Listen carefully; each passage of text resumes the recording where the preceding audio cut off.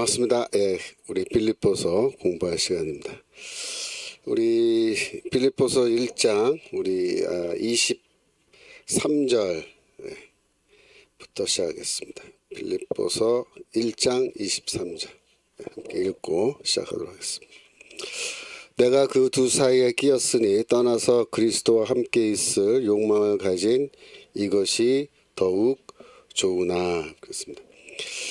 지금 바울은 로마 감옥에서 갇혀서 재판을 받고 있는데 재판 결과에 따라서 무죄로 방면돼서 석방될 수도 있고 아니면은 이제 최악의 경우는 사형을 당해서 죽을 수도 있는 그런 상황입니다. 그래서 이 처형당할 가능성과 살아서 석방될 가능성은 바울 스스로 생각하기에 한 50대 50 정도로 보고 있다 그랬죠. 그래서 지금 둘 사이에 끼어 있다라고 할 때 그 두 개는 뭐겠어요? 하나는 사는 것, 그리고 하나는 죽는 거예요. 삶과 죽음입니다. 내가 삶과 죽음 사이에 이렇게 끼어 있다. 물론 바울 스스로가 선택하는 건 아니지만 이제 그 갈림길에 자기가 서 있다. 이렇게 얘기한 겁니다. 떠나서 그리스도와 함께 있을 욕망을 가진 이것이 더욱 좋다. 그 말은 뭐냐? 떠난다는 말은 죽어서, 그러면 죽어서. 삶과 죽음의 갈림길에서 나는 어느 쪽이 더 좋은지 모르겠다고 말했는데 22절에서 23절에서는 뭐라고 얘기냐면 그래도 요게 조금 더 나은 것 같다. 뭐냐? 죽는 게 더 나은 것 같다. 죽어서 그리스도와 함께 있을 욕망을 가지고 있다. 그렇게 말합니다. 그 말은 뭐냐면 내가 죽으면 나는 내 존재 자체가 없어지는 게 아니라 내 존재가 소멸하는 게 아니라 나는 그리스도와 함께 있게 된다. 그 얘기입니다. 그리스도와 함께 있게 된다. 여러분들은 그 당시에 이제 그 헬라인이나 유대인들이 갖고 있었던 사후 세계에 대한 이해에 대해서 잘 이해를 하고 계실지 모르겠는데 유대인들의 경우에는 사람이 죽으면 그 존재가 없어진다고 생각하지 않았습니다. 죽음 이후에도 나의 존재는 여전히 계속된다라고 그렇게 생각하는 거예요. 특별히 이제 우리가 구약 성경을 보면은 구약 성경에서 이미 이런 개념이 나타나고 있어요. 예를 들어서 이제 구약 성경에 보시면 여러분들이 수월이라는 그런 말을 자주 읽으셨을 거예요.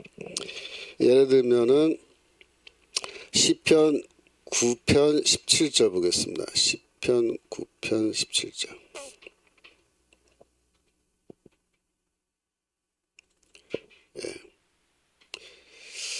악인이 음부로 돌아가며 하나님을 잃어버린 모든 열방이 그리하리로다. 여기는 음부로 되어 있군요.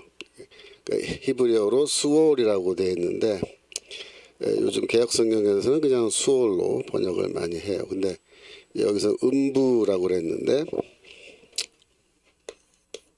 음부라는 건 뭐냐면 수올이라고도 하는데 이게 뭐냐면 죽은 영혼들이 죽은 사람의 영혼이 가서 머물러 있는 곳입니다.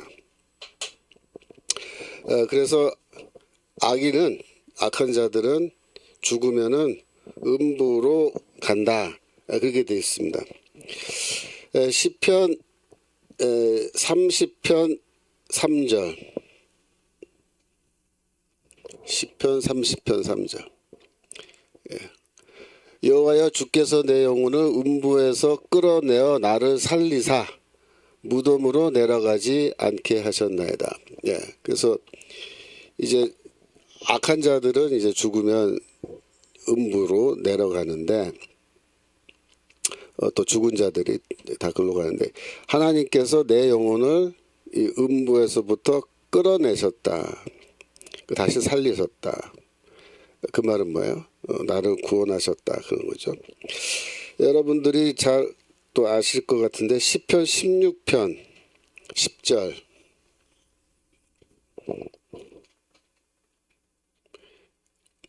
예. 이는 내 영혼을 음부에 버리지 아니하시며 주의 거룩한 자로 썩지 않게 하실 것임이다.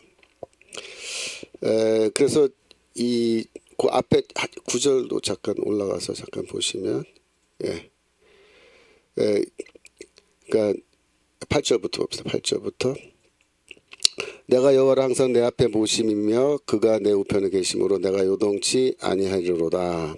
19절. 이러므로 내 마음이 기쁘고 내 영광도 즐거워하며 내 육체도 안전히 가하리니. 10절. 이는 내 영혼을 음부에 버리지 아니하시며 주의 거룩한 자로 썩지 않게 하실 것임이니라.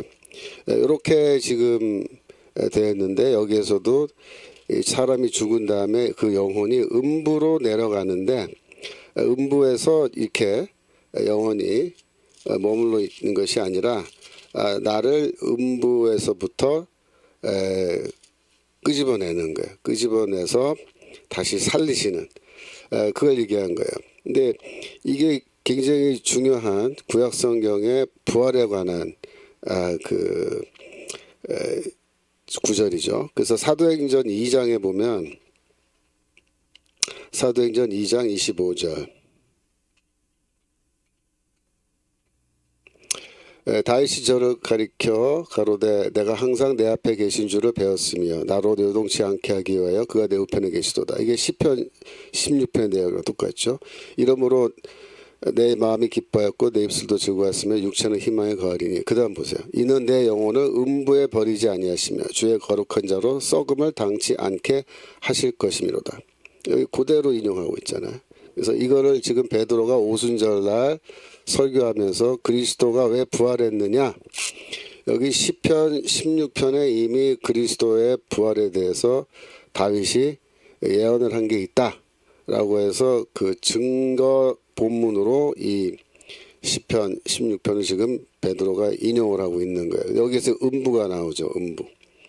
그리스도가 죽은 뒤에 그의 영혼을 음부에 이제 버려두지 아니하시고 하나님이 그를 18절 보면 생명의 길로 내게 보이셨으니, 그게 뭐야? 그 부활을 말하는 거죠. 그래서 이제 음부라는 수월이란 개념이 여기에 이제 구약 성경에 이렇게 나옵니다. 그런데 이제 신약 성경으로 가면은 누가복음 16장 23절인데 16장 23절. 뭐 22절부터 봅시다. 이게 지금 그 거지 나사로에 대한, 부자와 거지 나사로에 대한 비유 이야기 말씀인데, 이에 그 거지가 죽어 천사들에게 받들려 아브라함의 품에 들어가고 부자도 죽어 장사되매. 이제 보세요. 여기 거지는 죽어서 음부로 내려가지 않고 아브라함의 품으로 들어갔다, 그렇게 되어 있습니다. 그러니까 이제 이 거지는 음부로 내려간 게 아니라 실제로 어디로 갔다고 말할 수 있냐면 하나님이 계시는 곳으로 간 거예요. 아브라함은 지금 하나님이 계시는 곳에 함께 있기 때문에. 그런데 23절 보면은 부자는 어떻게 되냐? 부자는 음부에서 고통 중에 눈을 들어 멀리 아브라함과 그의 품에 있는 나사로를 보고, 이렇게 돼 있죠. 그래서 이 히브리어로는 수월인데, 히브리어로 음부가, 헬라어로는 뭐냐면은 하데스예요. 하데스라고 이렇게 번역해요. 헬라어로는. 근데 뭐 하데스건 수월이건 이거 전부 다 뭐예요? 음부라고 번역하고, 죽은 영혼들이 심판을 기다리는 곳입니다. 심판을 기다리는 곳.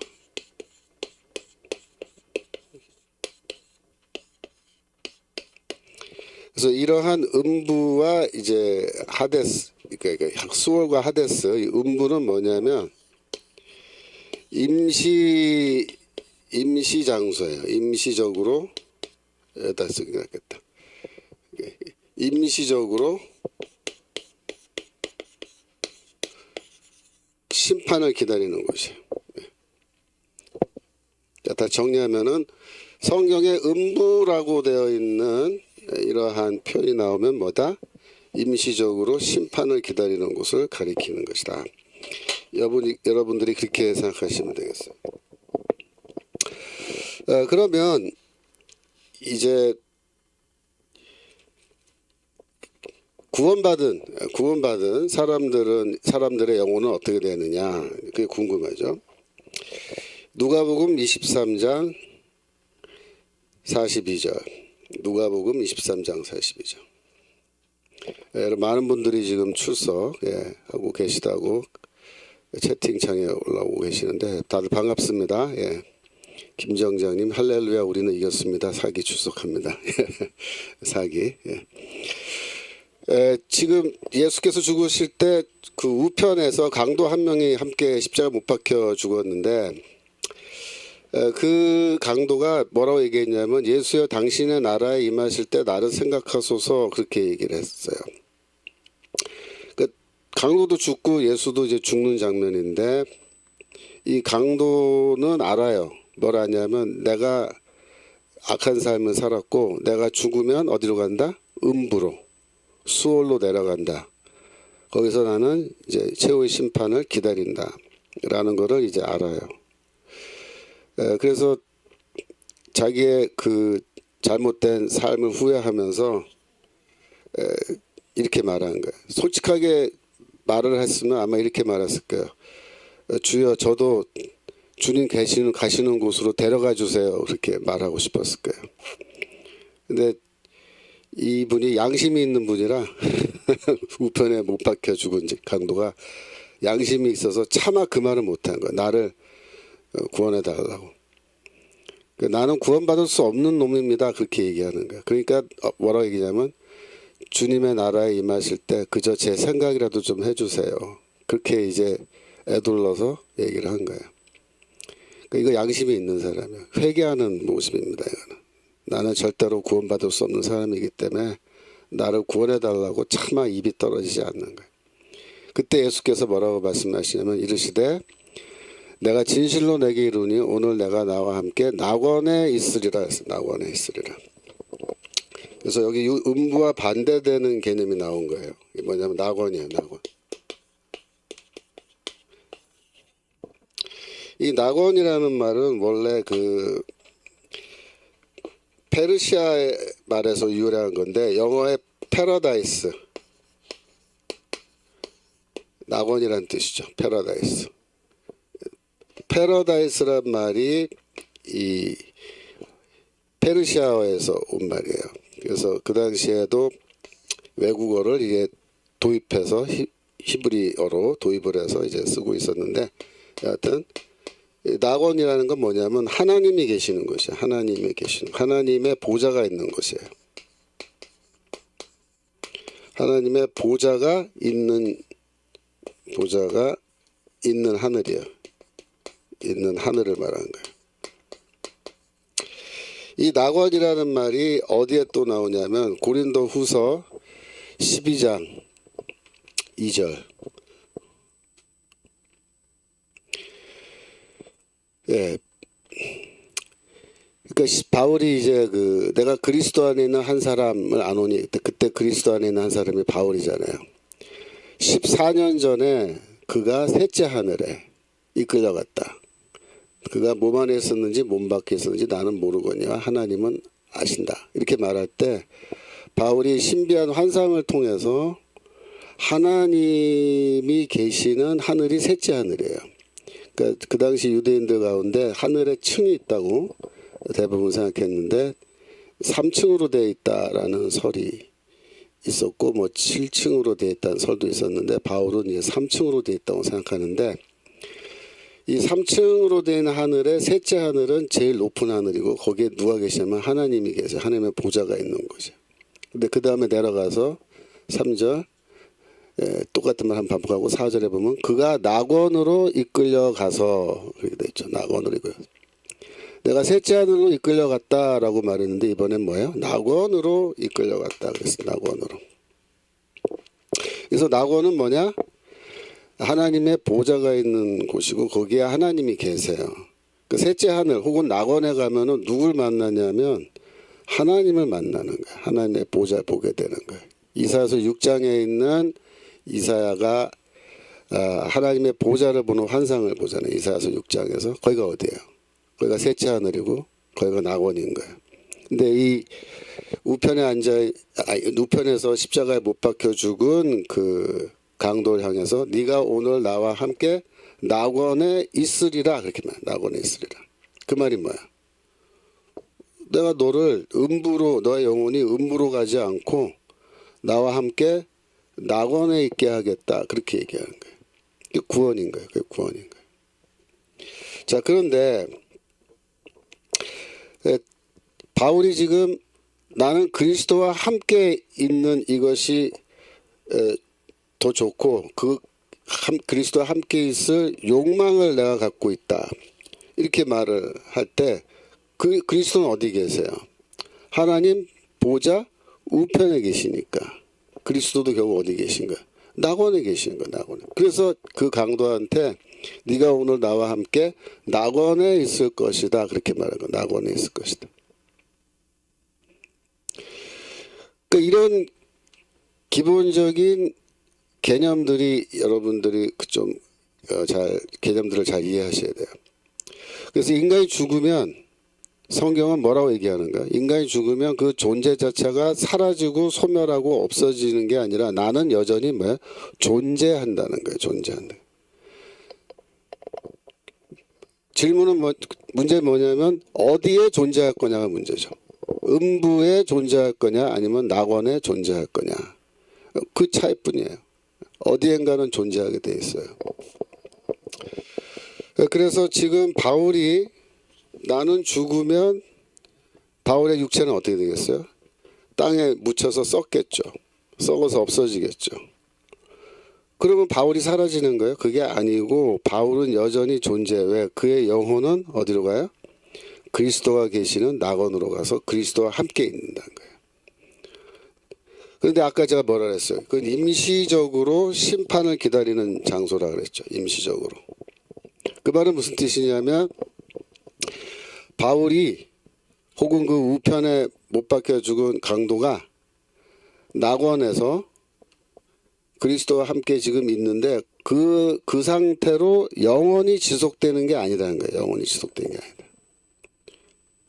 지금 인간이 몸은 썩고 몸이 없는 상태죠. 몸이 없는 영혼이 하늘에 낙원에 가서 있는 그 상태는 영원한 상태가 아니라는 거예요. 영원한 상태가 아니다.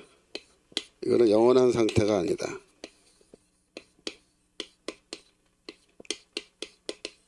상태가 아니에요. 그래서 이거를 뭐라고 부르냐면 전문 용어로 중간 상태라 그래요. 중간 상태.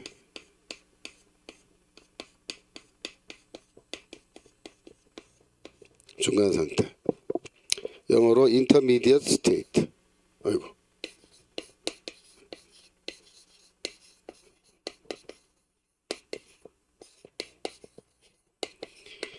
중간 상태라 그래요. 중간 상태. 중간 상태란 말은 뭐냐면 그 상태가 영원한 상태가 아니고 임시적 상태다 그런 뜻입니다. 그러면 영원한 상태는 뭐냐면 예수께서 재림하실 때에 모든 죽은 영혼들이 부활하는 거예요. 부활했을 때 죽지 않는 몸을 입는 겁니다. 죽지 않는 몸, 영원한 몸. 그렇게 영원한 몸을 입고 다시 부활하게 되면 그럼 그게 뭐예요? 그게 영원한 상태예요. 우리가 소위 말하는 영생의 소망이라 그러죠. 영원한 생명의 소망. 영생의 소망은 어떻게 성취가 됩니까? 부활을 통해서 성취되는 거예요. 부활을 해서 죽지 않는 몸, 영원한 몸을 우리가 입게 될 때 영생의 소망이 드디어 실현되는 거예요. 그렇죠. 박영숙님 지금 레아TV님 영체가 중간 상태인 거네요. 맞습니다. 영체. 영체라는 말은 근데 약간의 그 뭐랄까 모순이 있어요. 무슨 왜 그러냐면 영체라고 할 때 체는 몸체자잖아요. 그러니까 중간 상태는 몸이 없는 상태거든요. 그렇잖아요.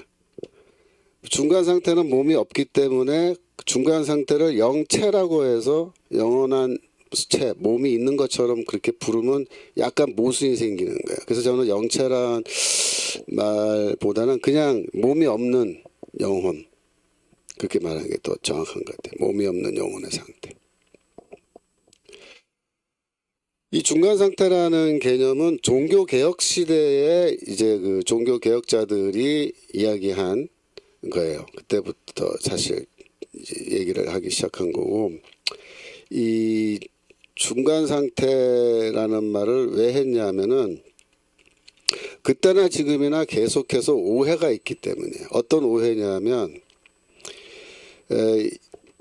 우리가 장례식 때 목사님들이 그 장례식 설교를 하시면서 뭐라고 주로 많이 말씀하시냐면 무슨 성도님은 이제 죽어서 이미 천국 갔습니다. 이렇게 말해요. 천국 갔다.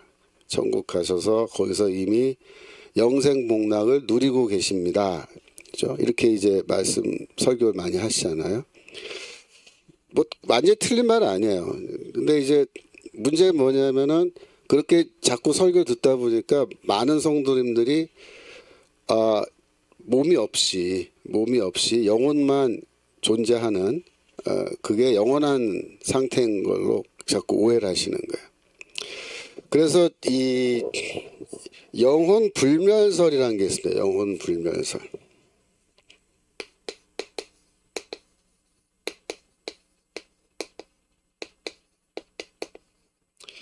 영혼은 영원한 것이고 인간이 죽으면 그 몸이 없는 영혼만 있는 상태로 영원히 사는 거다.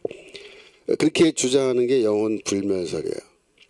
근데 제 질문은 뭐냐면 그러면 기독교 복음은 영혼 불멸설인가? 라는 질문이에요. 우리 기독교가 말하는 구원이란 거는 인간이 죽어서 몸이 없는 상태로 영혼만 있는 상태에서 영원히 하나님과 함께 그리스도와 함께 이렇게 낙원에 머물러 있는 것, 그것을 우리는 복음은 구원이라고 말하는가? 라고 질문한다면 그거 아니에요. 기독교의 구원은 영혼 불멸설과 달라요. 영혼 불멸설은 기본적으로 뭘 전제하냐면 몸이라는 거는 악한 거다 이렇게 하는 거예요. 인간의 몸은 열등한 거다. 영혼은 우월한 거다. 그러므로 우월한 영혼이 열등한 이 몸에 갇혀 있는 건데 지금 이 드디어 죽음은 뭐다? 이 열등한 몸에서 우리 영혼이 탈출하는 거다. 이게 영혼 불멸설. 이게 전형적인 헬라인들의 인간 이해예요. 헬라인들은 대부분 그렇게 생각하는 거예요. 그래서 헬라인들은 부활이라는 거를 싫어하는 거예요. 기본적으로 그 개념 자체로. 왜 우리가 감옥에서 육체라는 감옥에서 드디어 풀려났는데 왜 다시 또 몸을 입고 부활해서 감옥으로 돌아가야 되냐 이렇게 생각하는 거예요. 그게 헬라식 사고방식이에요. 여러분들이 사도행전 17장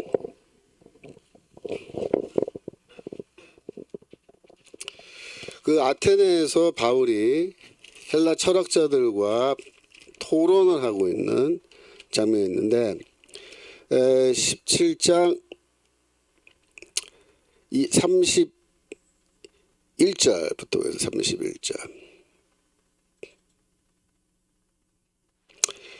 바울이 이제 얘기하는 거예요. 설교에. 이는 정하신 사람으로 하여금 천하를 공의로 심판할 날을 작정하시고 이에 저를 죽은 자 가운데서 다시 살리신 것으로 그러니까 예수를 다시 살리셨다. 모든 사람에게 믿을 만한 증거를 주셨음이라 하니라.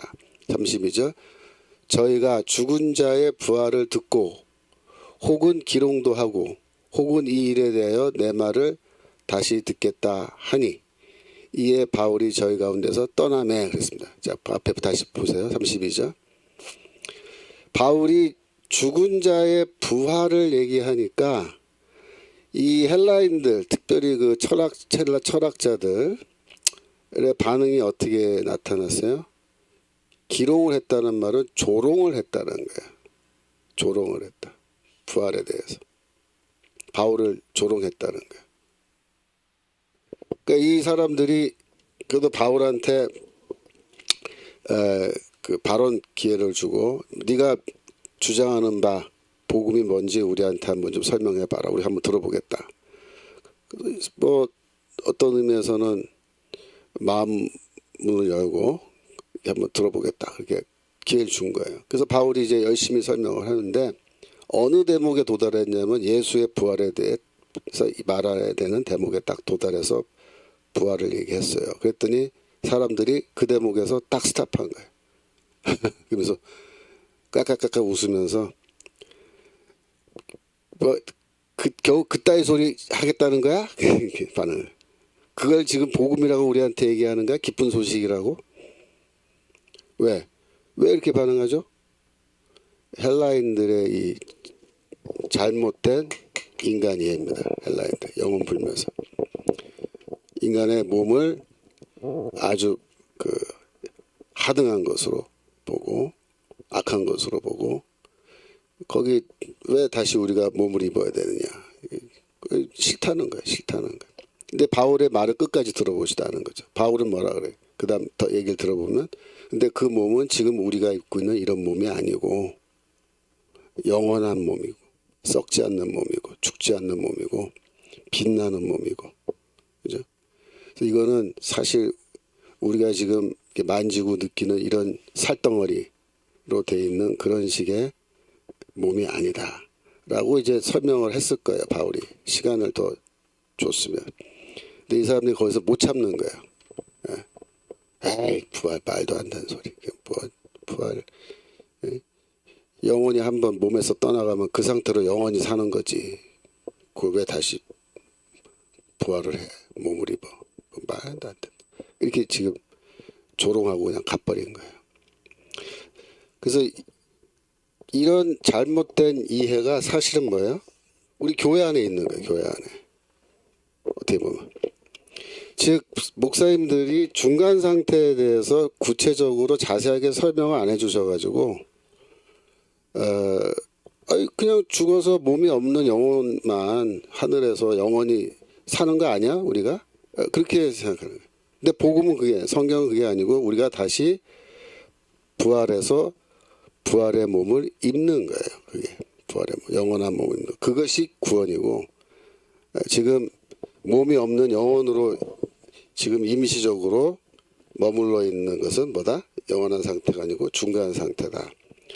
그렇게 이야기하고 있습니다. 여러분들이 이거를 잘 이해하셔야 지금 빌립보서 1장 23절 다시 한번 돌아와서 볼까요? 내가 둘 사이에 끼었는데 1장 20절 내가 둘 사이에 끼어 있으니 떠나서 그리스도와 함께 있을 욕망, 그죠? 욕망을 가진 이것이 더 좋다. 이렇게 얘기하는 거예요. 근데 이 대목에서 여러분이 또 한 가지 좀 관심 갖고 보셔야 될 것은 이 죽은 사람에 대해서 성경은 잠자는 자들로 얘기하는 거예요. 데살로니가 전서 살전 4장 13절. 살전 4장 13절. 형제들아 자는 자들에 관하여는 너희가 알지 못하면 우리가 원치 아니하노니 이게 말하죠. 그 자는 자들은 죽은 자를 말한 거예요. 죽은 성도들이 있어요. 지금 데살로니가 교회 안에. 그 사람들을 바울이 자는 자들이다. 그렇게 말합니다. 그 아래 한 절 더 내려가시면 우리가 예수에 죽었다가 다시 사시면 믿을진데 이와 같이 예수 안에서 그다음 보세요. 자는 자들도 이렇게 돼 있죠. 죽은 자들도인데 이제 표현을 자는 자라고 이렇게 말했습니다.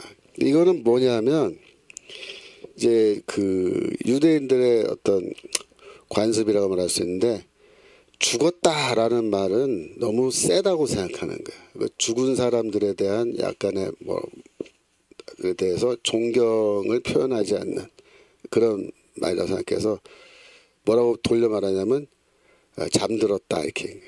그러니까 우리도 장례식 설교할 때 목사님이 뭐 무슨 성도님이 죽었습니다 이렇게 설교 시간에 얘기 안 하고 주 안에서 잠드셨습니다 이렇게 말하면 뭐야?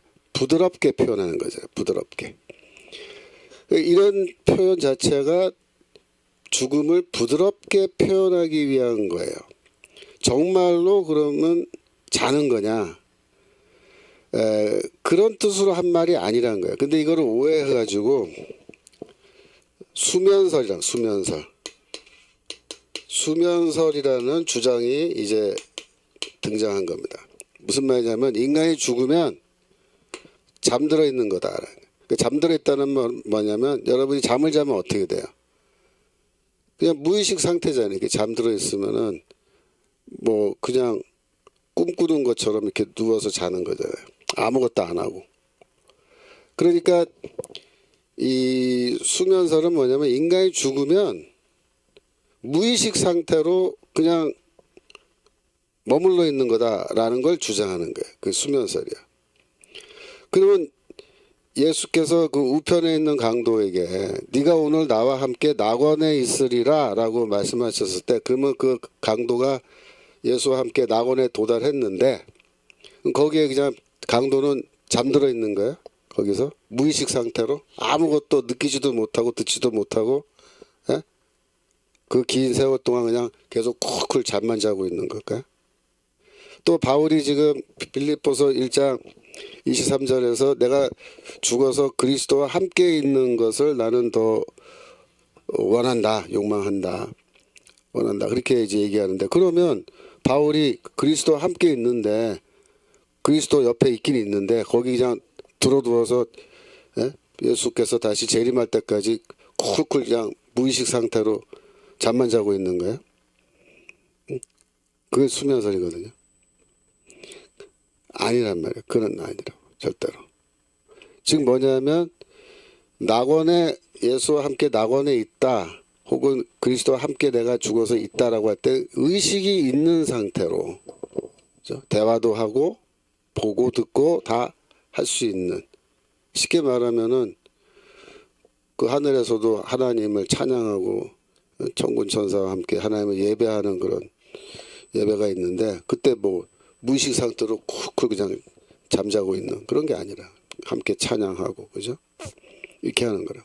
그러니까 이 수면설이라고 하는 거는 하나의 뭐예요? 이건 오해예요, 오해. 왜 이런 오해가 생겼어요?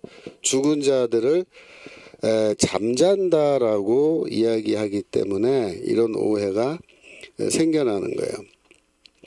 이 지금 예를 들면은 고린도전서 15장 6절 고린도전서 15장 6절 보시면 이 잠잔다는 말이 많이 나와요. 그 후에 500여 현재에게 일시에 보이셨나니 그중 지금까지 태반이나 살아있고 어떤 이들은 잠들었으며 잠들었단 말 뭐예요? 죽었다. 저도 죽었다. 그 18절로 내려가시면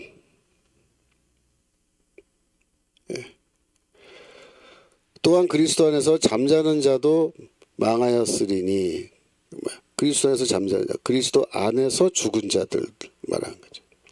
또 20절 내려가시면 이제 그리스도께서 죽은 자 가운데서 다시 살아나 잠자는 자들의 첫 열매가 되셨다. 잠자는 자들은 뭐야? 죽은 자들이야. 여러분 오해하지 말 것은 죽으면은 수면 상태로 들어가서 무의식 상태로 들어가서 우리가 최후의 심판 때까지 하여튼 잠자면서 기다린다 라고 그렇게 오해하시면 절대로 안 된다. 이건 어떤 표현이냐? 죽었다 죽은 자들이라는 말이 너무 죽은 망자들에 대해서 뭐랄까 좀 심한 좀 예의를 갖추지 않는 그런 표현이라고 생각해서 애둘러서 잠들었다 잠자는 자들이다 그렇게 이제 표현하는 것 뿐이지 실제로 잠자는 게 아니다 라는 걸 여러분들이 정확하게 이해하셔야 됩니다. 자 24절 빌립보서 1장 24절로 넘어가겠습니다.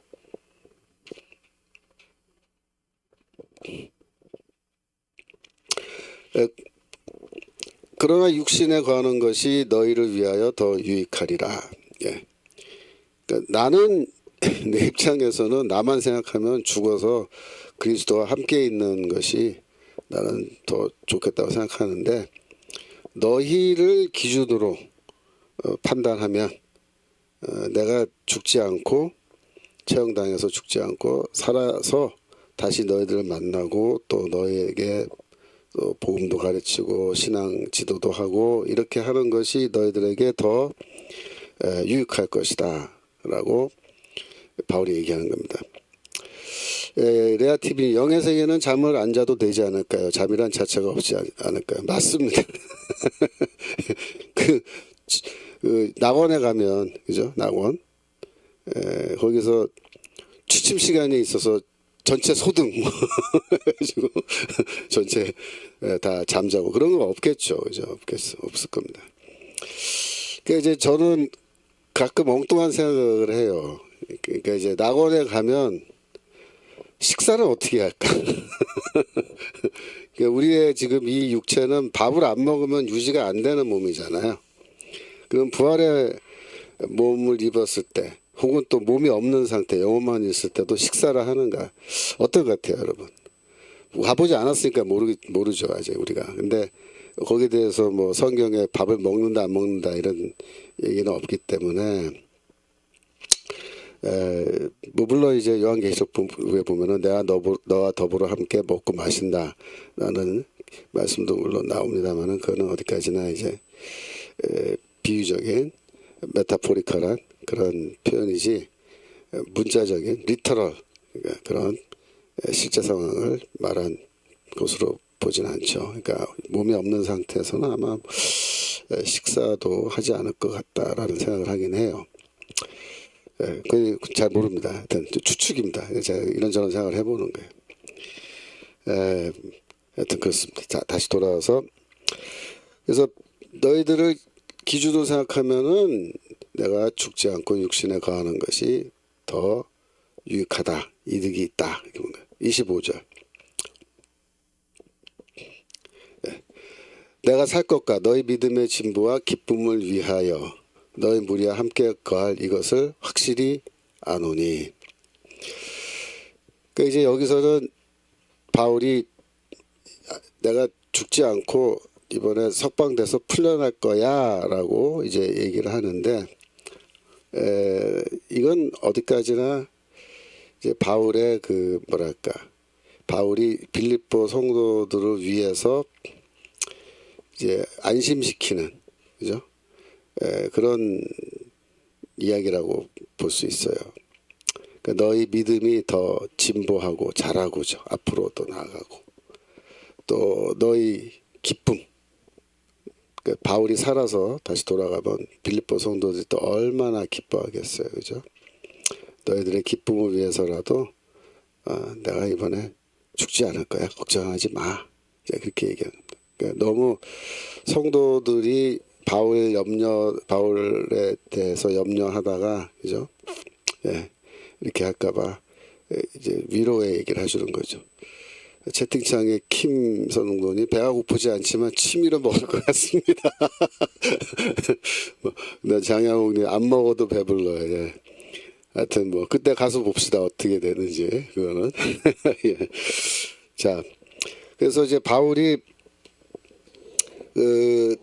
좀 더 낙관적인 견해를 여기서 이제 또 한번 피력을 하는 거예요. 그래서 나를 하나님이 살려주신다면 그건 다른 이유가 아니고 너희 믿음이 더 자라게 하고 또 너희 마음에 기쁨을 주기 위해서 하나님이 나를 살리실 것이다. 예, 그렇게 얘기하는 거예요. 하지만 이제 사실 실제 상황은 어떻게 됐습니까? 바울은 로마에서 처형당해서 죽지요. 그러니까 이제 바울도 자기가 죽는 날짜와 시간에 대해서는 정확하게 모르는 거예요. 하나님의 뜻이 어딘지. 지금까지 계속해서 죽음의 위기를 극복하고 죽을 듯 하지만 안 죽고 지금까지 사는 건 뭐예요? 하나님이 그렇게 살려주셨기 때문입니다. 하지만 어느 순간에 가면 하나님이 죽게 내버려 두세요. 순교하게 내버려 두신다고요. 왜 그래요? 네 할 일 다 했다. 됐다. 이제 와라. 나에게로 와라. 그게 된 거예요.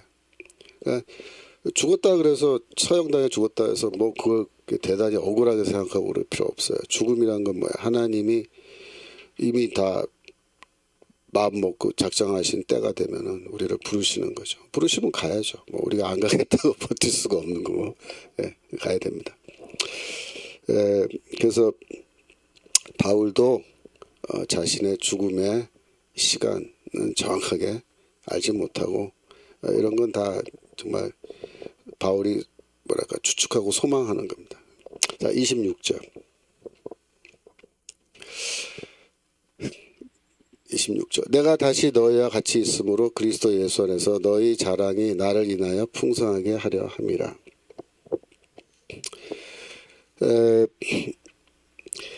내가 너희와 같이 있으므로 죽지 않고 너희를 만나서 너희와 같이 또 머물고 이렇게 하게 한다면 그리스도 안에서 너희 자랑이 나를 인하여 풍성하게 하기 위해서 하나님이 나를 살려주시는 걸 거다. 그렇게 말합니다. 근데 여기에 이제 문제가 뭐냐면 너희 자랑이란 말인데 자랑을 지금 누가 하는 거냐면 너희가 자랑하는 거예요. 너희가 자랑하는 거예요. 그런데 무엇을 자랑하는 거냐라는 문제에서 지금 좀 번역상의 문제가 있어요. 왜냐하면은 이제 이 헬라어에도요 영어처럼 수거가 있어요. 수거가 동사 플러스 전치사로 되어 있습니다. 동사 플러스 전치사. 빌립보서 3장 3절 잠깐 가보겠습니다. 빌립보서 3장 3절.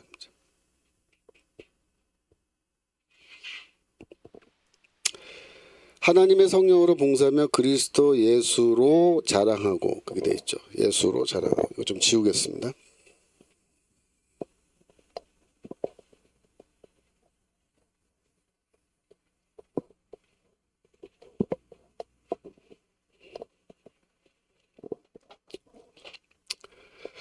그러니까 이게 이제 헬라어 동사인데요. 자랑하다라는 이 동사가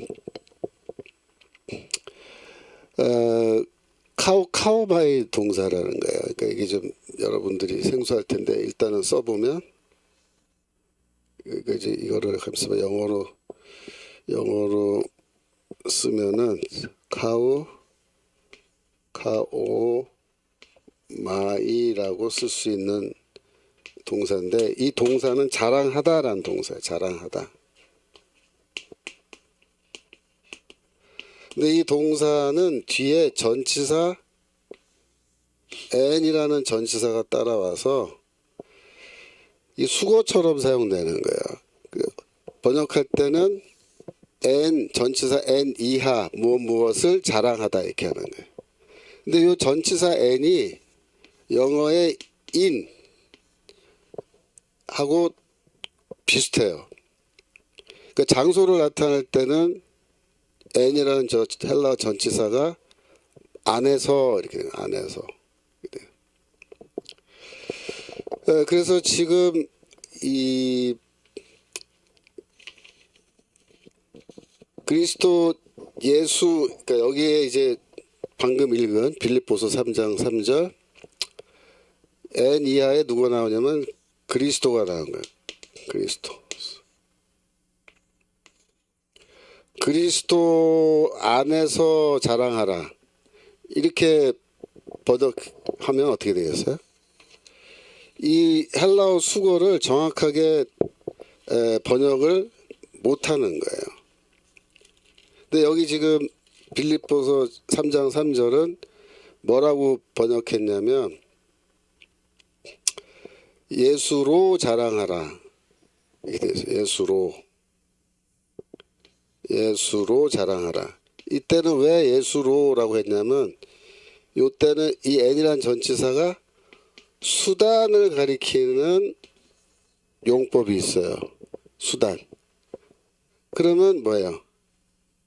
영어의 by가 되는 거예요. by. 무엇을 가지고 예수를 가지고 뭐 자랑해라. 그러니까 예수로 자랑해라는 것은 전치사 n을 수단으로 생각한 거예요. 근데 이거는 번역자가 오해한 거예요. 이 카오마의 동사는 n 이하를 전치사 n 뒤에 나오는 그거를 자랑하라. 이 비슷한 문제가 어디에도 있냐면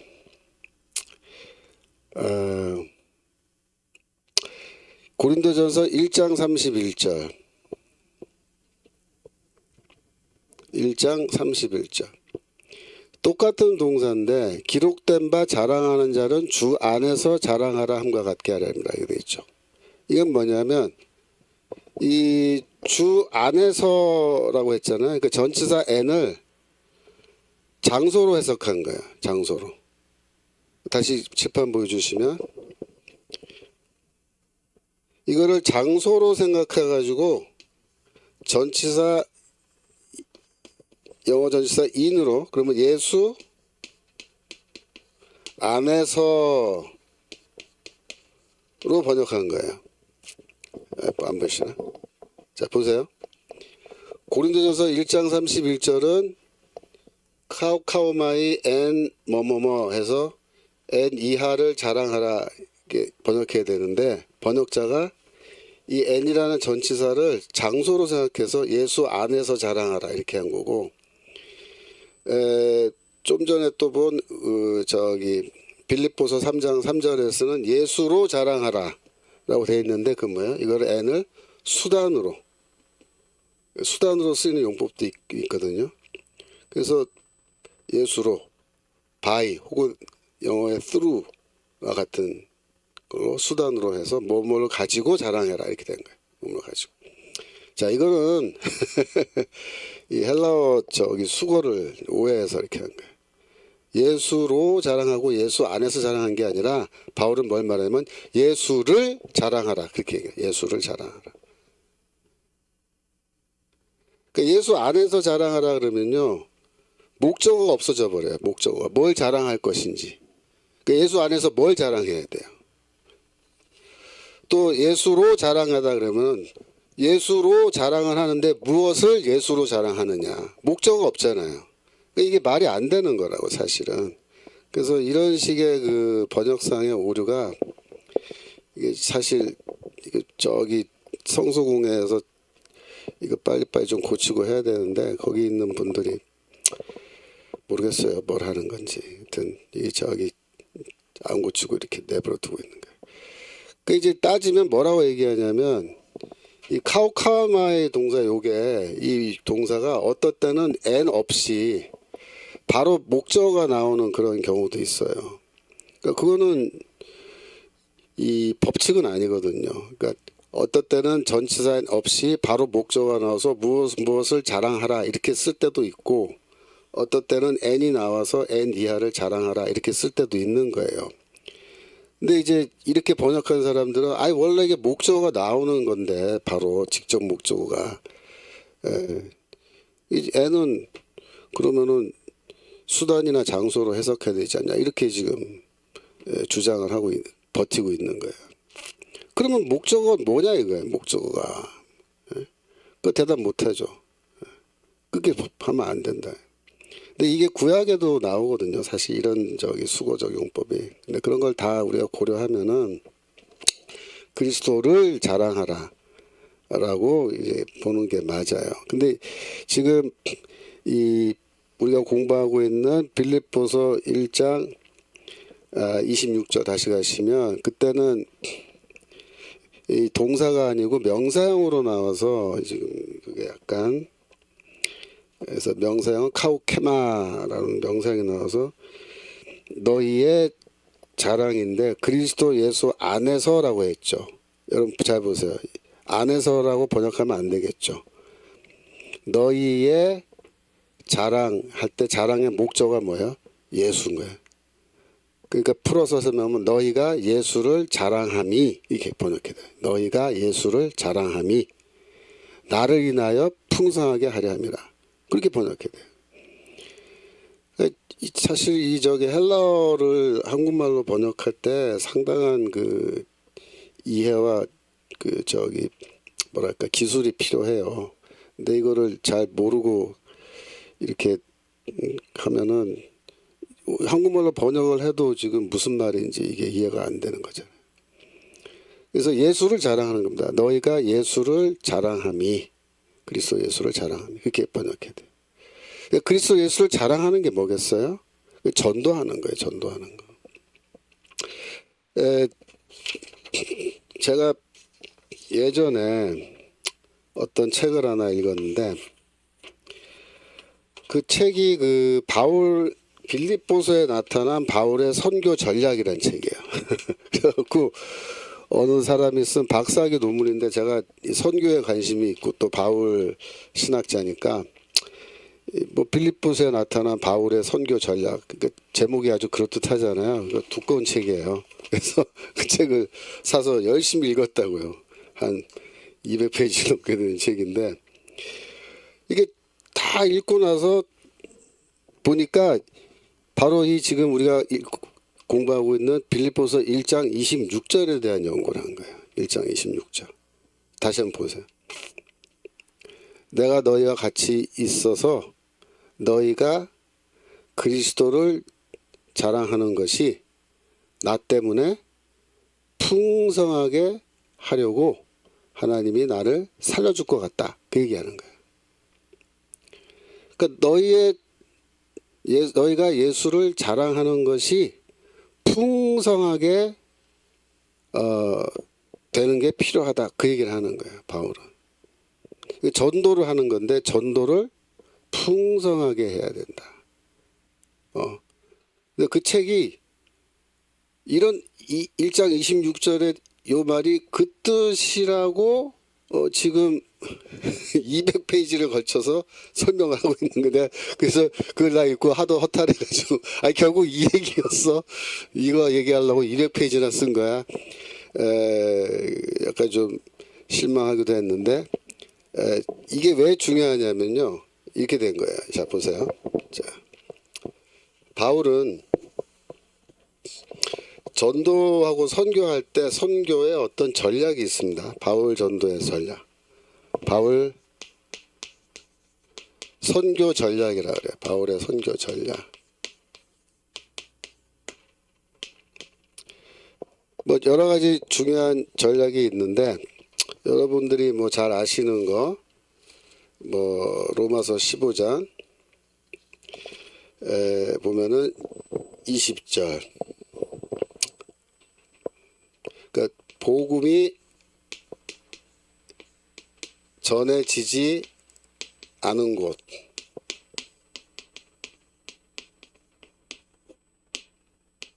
아는 곳에서 한다. 자, 읽겠습니다. 로마서 15장 20절. 내가 그리스도의 이름을 부르는 곳에는 복음을 전하지 않기로 힘썼노니 이는 남의 터 위에 건축하지 아니하려 함이라. 뭐예요? 이미 다른 전도자가 가서 전도한 도시에는 안 간다. 이게 바울의 전도 전략이에요. 그래서 복음이 전해지지 않은 곳에 가서 나는 전도한다. 뭐 이런 거는 여러분 잘 알고 계시는 거죠. 두 번째 또 뭐 있어요? 사람이 받지 않는다. 뭐 이런 것도 일종의 전도 전략이라고 볼 수 있어요. 고린도전서 9장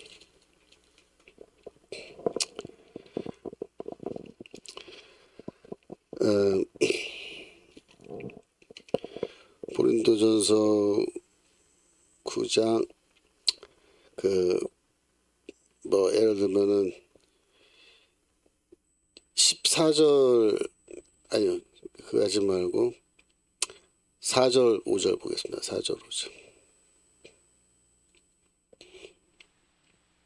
우리가 먹고 마실 권이 없겠느냐? 우리가 다른 사도들과 주의 형제들과 게바와 다른 자매된 아내를 데리고 다닐 권이 없겠느냐? 권리가 없겠느냐 그 말이에요. 어찌 나와 바나바만 일하지 아니할 권리가 없겠느냐?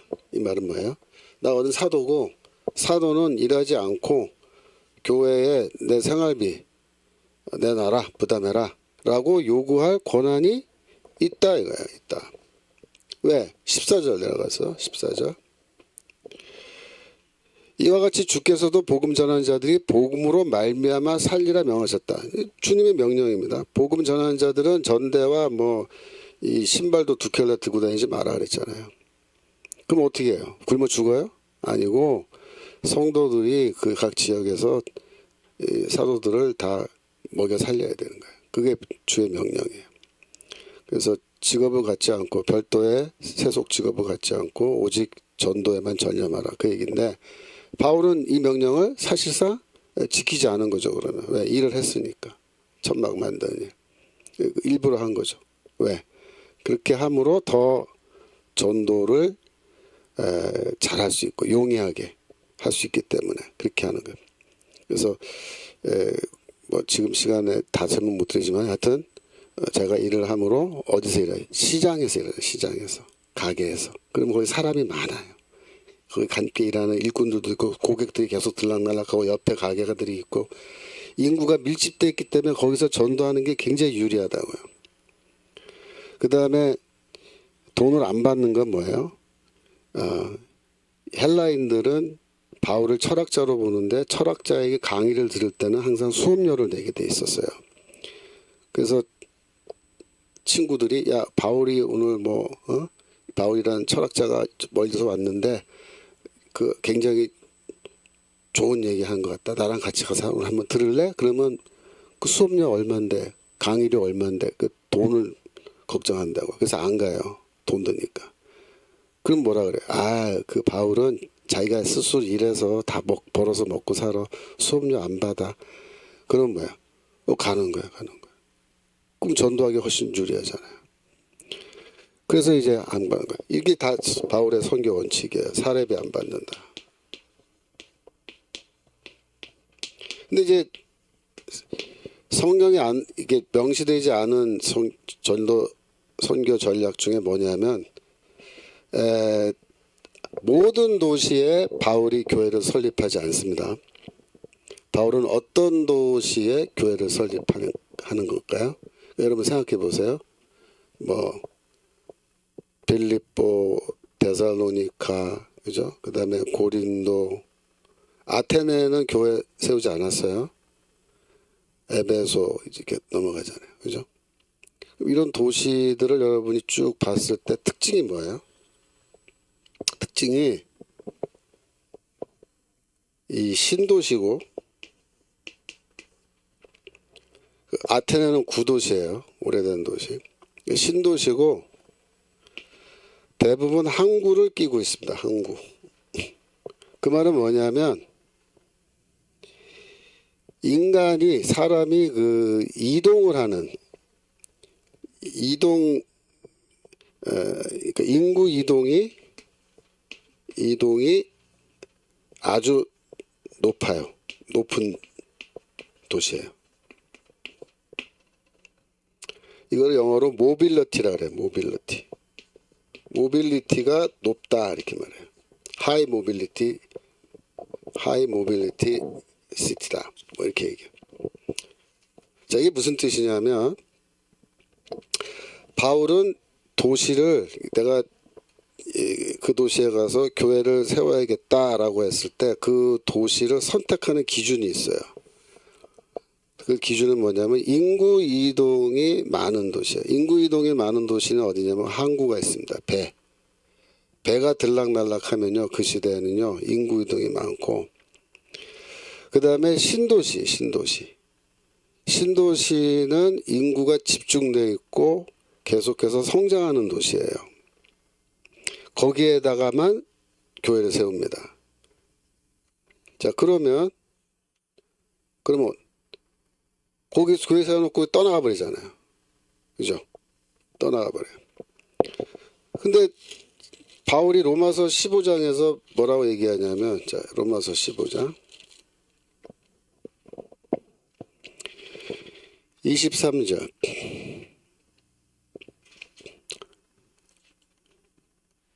이제는 이 지방에 일할 곳이 없고 여러 해 전부터 언제든지 서바나로 갈 때 너에게 가려는 원이 있었으니. 서바나는 스페인이죠. 스페인으로 갈 때 로마 교회를 거쳐서 가고 싶다 그 얘기하는 건데, 이 지방에 일할 곳이 없다 그럽니다. 자, 보세요. 아니 그거 얼마나 넓은 데인데, 지중해 일대 뭐 터키 반도부터 해서 뭐 그리스로 해서, 예? 거기가 일할 곳이 없다고요? 그 땅이 얼마나 넓은데. 근데 바울이 이렇게 말해요. 여기 일할 곳이 없다. 무슨 말이냐? 내 사명은 이쪽 지역에서는 끝났다는 거예요. 왜 이렇게 말할까요? 바울은 처음부터 소도시, 그러니까 중간 사이즈 도시, 소규모 도시, 또 시골까지 들어가서 복음 전하는 거는 자기의 소명이 아니라고 생각하는 거예요. 처음부터. 자기의 소명은 뭐예요? 인구 이동이 많은 거점 도시라 그래요. 거점 도시. 거점 도시에 가서 교회를 세우는 게 자기의 소명이라고 생각하는 거예요. 그 거점 도시에 가서 교회 세우면요, 그 다음 거점 도시로 가버려요. 끝이에요. 그래서 뭐라 하냐면, 여긴 더 이상 일할 곳이 없다. 다 완료했다. 내 소명은. 이렇게 말하는 거예요. 그러면 질문은, 거점 도시에 교회를 세웠는데, 그러면 소규모 도시, 그죠? 그 거점 도시 주변에 있는 소규모 도시, 또 더 작은 시골 마을, 그 누가 가서 선교해요? 누가 복음을 전해요? 복음 안 전해도 돼요? 아니죠. 전해야죠. 누가 전하느냐? 누가 전하냐면 거점 도시가 책임지고 그 일대를 복음화하는 겁니다. 거점 도시에 세워진 교회가. 자, 그럼 빌립보 교회는 뭐예요? 거점 도시에 세워져 있는 교회예요. 그럼 빌립보 교회는 뭘 해야 돼요? 자기들끼리만 모여서 그냥 맨날 예배 드리고, 예? 거기서 신앙생활, 예? 성만찬 맛있게, 예? 나눠 먹으면서 쎄쎄쎄 하면서 지내면 그거 다 되는 거예요? 그게 아니고, 바울은 뭘 가르쳤냐면, 너희 여기에 내가 빌립보 교회 세웠는데, 이 빌립보는 거점 도시고, 너희는 사명이 있는데 뭐냐? 너희 주변에 있는 중소규모의 또 다른 도시들에 복음을 전해서 거기에 교회를 개척하는 건 누구 책임이다? 너희 책임이다. 앞으로. 그러면 그 중소규모의 도시들의 교회가 생기면 그 중소도시의 교회들은 누굴 또 책임지느냐? 시골 마을을 책임지는 거예요. 시골 마을. 예. 거기에 띄엄띄엄 집들이 이렇게 떨어져서 살면서 농사 짓는 사람도 있을 거 아니에요? 거기 누가 가서 또 복음 전해야 될 거 아니야? 그 누가 책임져?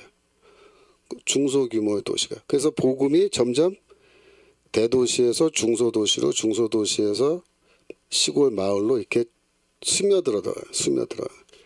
그걸 뭐라고 얘기하냐면 너희가 그리스도를 자랑해야 된다. 자랑한다.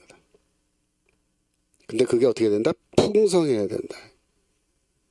즉 빌립보 교회가 열심히 그 뭐랄까 자교회라 그럴까요? 그 교회들을 개척해 나가야 된다. 개척해 나가. 계속해서. 네, 그 얘기하고 있는 거야. 그 얘기하고. 여러분들이 그 요한계시록에 보면은 7교회 얘기가 나오죠. 7교회.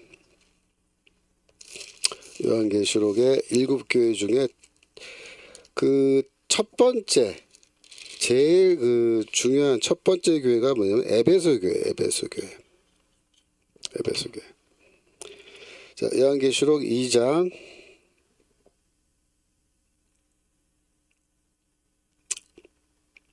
4절. 2절부터 봅시다. 2절부터 보면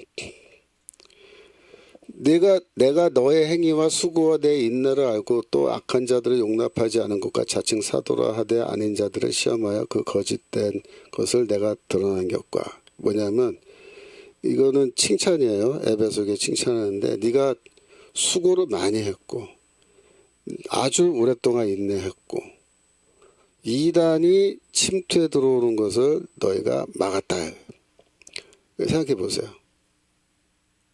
아니 행위와 수고 열심히 주의 일을 한 거예요. 주의를 열심히 하고 핍박도 인내하고 잘 견뎠고 이단의 침투까지 막았어요. 그러면 훌륭한 교회 아니에요? 3절 또 내가 참고 내 이름을 위하여 견디고 게으르지 않아요. 이거 다 칭찬이죠. 내 이름을 위하여 그리스도 이름을 위하여 견디고 에베소 교회 성도들이 게으르지 않았어요. 열심히 일을 했어요. 뭘 했겠어요? 전도한 거예요. 전도한 거. 쉽게 말하면. 여러분 보세요. 에베소의 교회를 바울이 세웠잖아요. 아시아 지역의 그 소아시아 지역의 수도였다고요. 거기 딱 세워놓고 바울은 떠나간 거야. 근데 계시록에 보면은 이 터키 반도에 교회가 7개가 있는 거야. 그러니까 6개가 더 생긴 거야. 누가 만들었을까? 그 교회들은 누가 전도해서? 에베소 교회가 세운 거예요. 뭐 서문화 교회, 버가모 교회, 뭐 사대 교회 이런 거 있죠. 왜? 에베소가 제일 큰 도시예요. 대도시고 이게 전략 도시였다고요. 바울 입장에서. 그러면 에베소가 그 지역에 있는 중간 정도 사이즈의 도시들 책임지고 전도했겠어요, 안 했겠어요? 했죠. 그래서 6교회가 더 생겨서 7교회가 된 거예요. 근데 그 다음 보세요. 4절. 그러나 너를 책망할 것이 있나니 너의 처음 사랑을 버렸다. 이게. 그 처음 사랑이란 말이 중요해요. 무슨 말이냐면 지금 이 6교회, 에베소 교회를 제외한 6교회는요, 다 동일한 문제가 있어요. 뭐냐면 이 니골라당이라 그러죠. 이세벨의 가르침. 즉 황제 숭배도 하고 하나님도 예배하겠다라고 하는 이런 잘못된 이단들이 뭐 파고들은.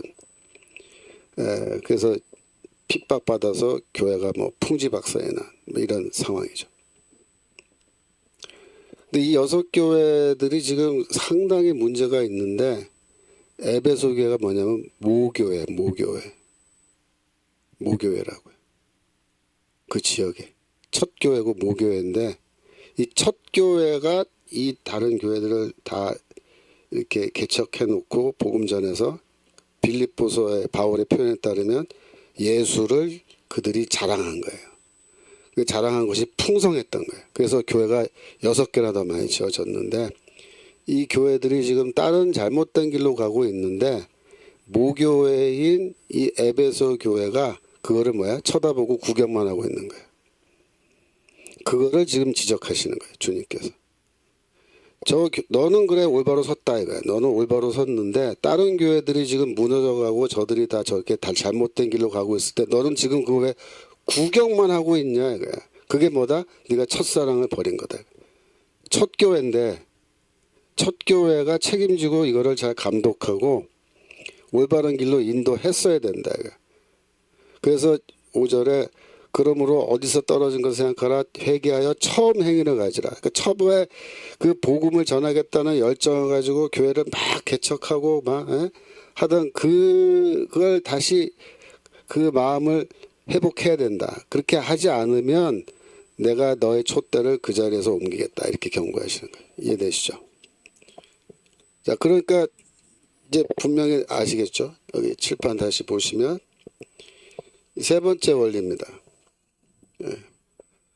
전략도시입니다. 전략도시. 전략적으로 바울은 전략적으로 가치가 있는 선교 전략의 가치가 큰 그런 도시들을 선택해서 거기에 자기의 모든 에너지를 쏟아부어서 교회를 개척하고 그 이후에 그 지방 일대에 대한 선교의 책임은 그 교회에 맡겨두고 떠나가는 거예요. 바울이 다 하는 게 아니에요. 그러니까 빌립보 교회도 전략도시에 있는 바울의 교회이기 때문에 그 지방 일대에 복음을 전할 사명이 빌립보 교회에 있는 거고 그래서 그 사명에 대해서 바울이 지금 이야기하는 거예요. 다시 빌립보서 1장 26절 1장 26절 보여주시면 내가 다시 너희와 함께 있으므로 내가 처형당해 죽지 않고 하나님의 나라 살려주셔서 내가 빌립보에 돌아가서 너희를 만남으로 너희가 그리스도 예수를 자랑하는 것이 나를 인하여 나 때문에죠. 나 때문에 풍성하게 하려고 하나님이 나를 살려주실 거라고 나는 기대한다. 그 얘기입니다. 그 나를 인하여는 이해되시죠? 왜? 바울이 살아서 돌아오니까 얼마나 더 기뻐요. 힘이 나잖아요. 그죠? 바울이 또 그 교회 같이 있고 그러면 더 열심히 교회 개척하고 전도하고 이렇게 하겠죠, 그죠? 그래서 이 에베소 교회는 에베소 도시 안에만 이 교회를 개척하는 게 아니고 에베소 밖에 있는 도시들입니다. 밖에 있는 여러 사이즈의 도시, 또 빌립보 교회도 마찬가지, 여러 사이즈의 중소 사이즈의 도시들에게 찾아가서 거기서 교회를 개척하는 것이 곧 이 빌립보 교회의 사명이다. 바울은 그런 식으로 선교 전략을 세우고 그렇게 지금 진행을 하고 있다 이겁니다. 그렇죠? 자, 그 다음 절 27절로 넘어가겠습니다.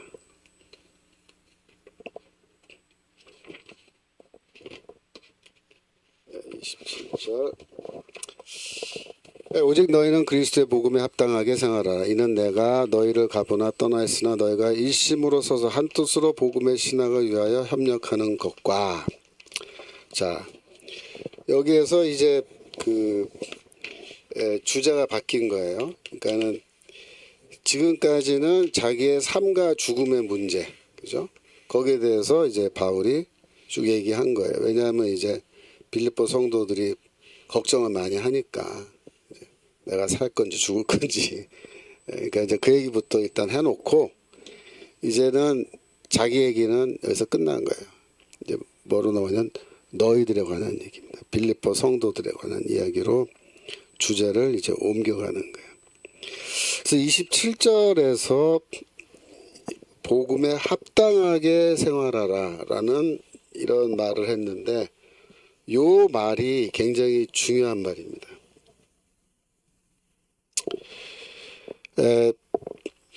합당하게 생활하라라고 번역된 동사가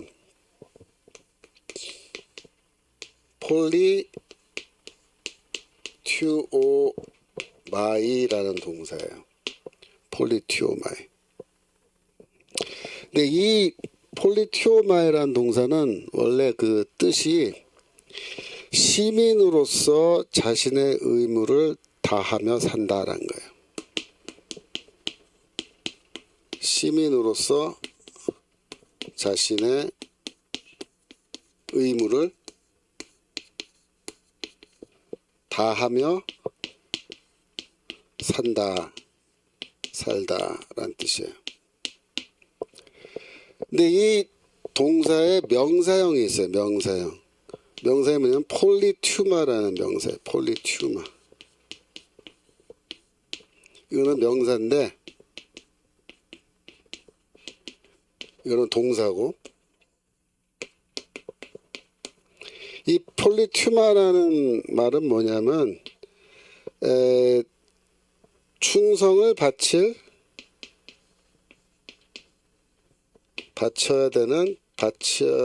하는 소속된 정치단이에요. 정치단위. 말이 좀 어렵죠. 폴리투마는 뭐라고요? 명사로서 내가 소속된 어떤 정치적 단위인데 나는 그 폴리투마를 위해서 나의 충성을 다 바쳐야 된다라는 거예요. 근데 빌립보서에 폴리투마라는 말이 나올까요? 안 나올까요? 나와요. 어디 나오냐면 빌립보서 3장 20절.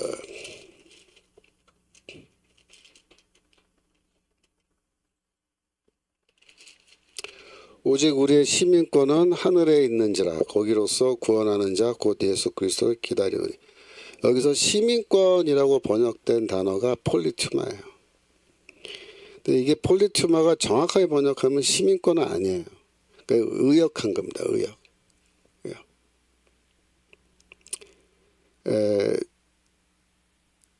여러분들이 그 당시에 그 헬라 시대의 사람들의 그 삶의 정황을 좀 이해하셔야 되는데, 그 뭐냐면 이 폴리투마라는 거는 내가 소속된 어떤 정치 단위니까 우리 한국으로 치면은 한국 사람으로 치면 우리는 뭐야? 대한민국이 우리의 가장 큰 폴리튜마죠. 대한민국 국가가 내가 소속되어 있는 정치단이죠. 이 국가를 위해서 우리가 충성을 다해야죠. 그죠? 근데 그 시대 사람들은 이 국가라는 개념보다는 뭐야? 도시입니다. 도시. 도시 자체가 굉장히 중요한 폴리튜마예요. 그러니까 우리는 지금 서울 예를 들어서 시민이면 서울 시민으로서 내가 살아가고 내가 서울시가 내가 충성을 다해야 될 어떤 정치적 단위라고 생각 안 하잖아요. 그죠? 근데 그 시대는 안 그래. 헬라인들은 로마 제국이라고 하는 큰 그 나라가 지금 있고 거기에 지금 빌립보 사람이 빌립보 도시에서 살고 있는데 기본적으로 다 도시에서 많이 사니까 이제 도시 갖고 얘기하는데 원래 그리스 문명은 도시 문명이잖아요.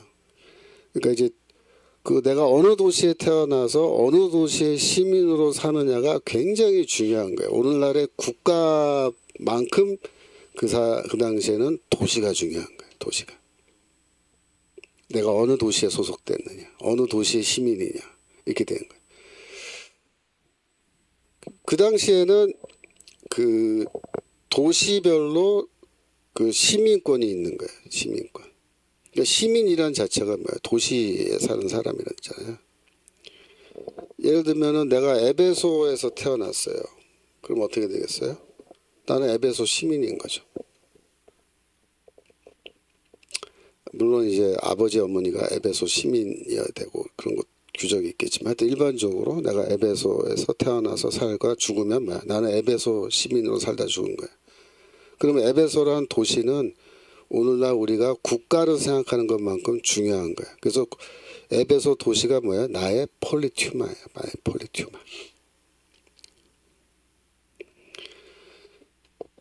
그럼 유대인은 어떨까요? 유대인은 예를 들어서 내가 에베소에 이민 가서 살고 있는 유대인이에요. 그러면 그 유대인에게 그 유대인이 충성을 다해야 할 도시가 에베소일까요? 아니에요. 유대인은 어디예요? 예루살렘이 그들의 폴리투마입니다. 그들의 폴리투마. 그러니까 유대인들은 어디에 살건 상관없이 예루살렘이라는 도시의 시민으로 살아가는 거예요. 폴리투마가 예루살렘이. 그렇게 돼 있는 거예요. 자, 그러면 빌립보라는 도시에 지금 성도들이 살고 있어요. 그러면 그 사람들은 뭐야? 기본적으로 빌립보라는 도시가 그 성도들의 폴리투마죠. 근데 만약에 근데 빌립보에 살고 있는데 그 사람이 로마 시민권자예요. 자, 그러면 빌립보에 살고 있는 로마 시민권자에게 있어서 그 사람의 폴리투마는 로마일까요? 빌립보일까요? 그때는 로마입니다. 빌립보에 살고 있지만 내가 충성을 다해야 할 도시는 로마예요. 왜? 나 로마 시민권자니까. 그렇게 된 거예요. 근데 바울이 이제 그 빌립보에 살고 있는 로마 시민권자를 만났어요. 그 복음을 전했어요. 이 사람이 복음을 받아들여서 세례 받았어요. 그럼 바울이 뭐라고 얘기했냐면, 자, 이제부터 당신의 폴리투마는 하늘에 있는 예루살렘입니다. 이렇게 말한 거예요. 하늘에 있는 예루살렘. 자, 보세요. 갈라디아서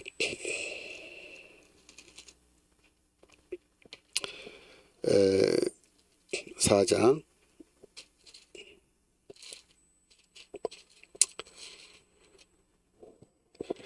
25절부터 보겠습니다. 25절.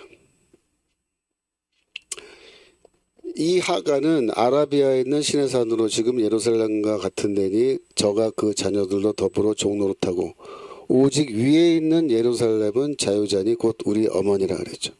위에 있는 예루살렘, 하늘에 있는 예루살렘이죠. 근데 이게 우리 어머니라 그래요. 우리 어머니라고. 자, 보세요. 바울이 지금 왜 위에 있는 예루살렘을 얘기하냐면 우리는 새로 태어났잖아요. 새로 태어났어요. 새로 태어났는데 그래서 우리를 낳은 어머니가 누구냐면 위에 있는 예루살렘이라고 이렇게 얘기하는 거예요. 이게 우리 시대에는 이게 별 의미가 없는 것 같지만 그 시대에 폴리투마를 중요하게 생각하고 살던 그 당시 사람들에게 이게 굉장히 의미심장한 말이에요. 왜?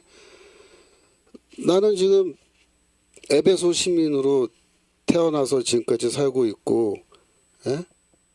이렇게 했는데 내가 복음을 믿으면 바울이 나한테 뭐라냐면 너는 이제부터 위에 있는 하늘에 있는 예루살렘이 너의 폴리투마인데 왜냐?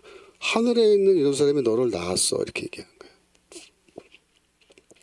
그러면 나는 누구를 위해서 충성을 바쳐야 돼? 누구에게? 어느 폴리투마에게 충성을 다해야 돼요? 하늘에 있는 예루살렘에게 그것이 나의 폴리투마니까 나는 충성을 바쳐야 돼요. 그러면 폴리투어마의 동사라는 거는 뭐예요? 내가 소속된 폴리투마의 시민으로서 자신의 의무를 다하면서 사는 게 뭐야? 그게 폴리투어마예요. 이거를 우리가 합당하게 생활하라. 이걸 합당하게 생활하라. 이렇게 번역을 했는데 이게 번역이 사실 어려운 단어예요. 이렇게 번역해서 될 일이 아니죠. 자, 그럼 이제 폴리투어마의 동사 갖고 한번 얘기해 볼게요. 내가 빌립보에 사는 로마 시민권자죠. 그럼 나는 어떻게 살면은 로마 시민으로서 로마라는 내 폴리투마에 충성을 다하면서 나의 의무를 다하면서 살아가는 걸까요? 예를 들면 이런 거예요. 그 당시 빌립보는 로마 식민지 도시라 그랬죠. 식민도시. 거기에 그 당시에 황제 숭배 했습니다. 황제 숭배를 했다라는 고고학적인 문헌상의 증거들이 있어요. 자, 그러면 황제 숭배하는 날이 됐어요.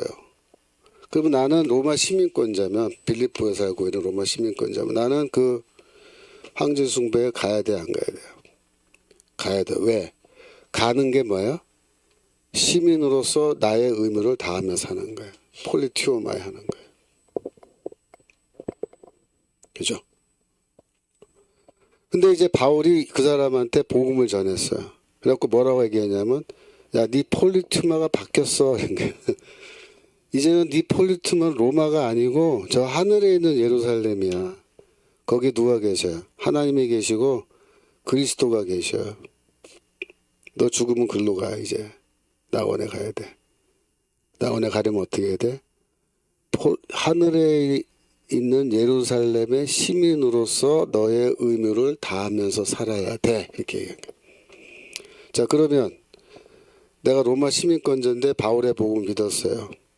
그 전까지는 황제 숭배에 참여하는 게 내가 폴리투어마에 하는 거예요. 시민으로서 나의 의무를 다하는 거예요. 근데 이제는 복음을 믿었으면 어떻게 해야 돼요?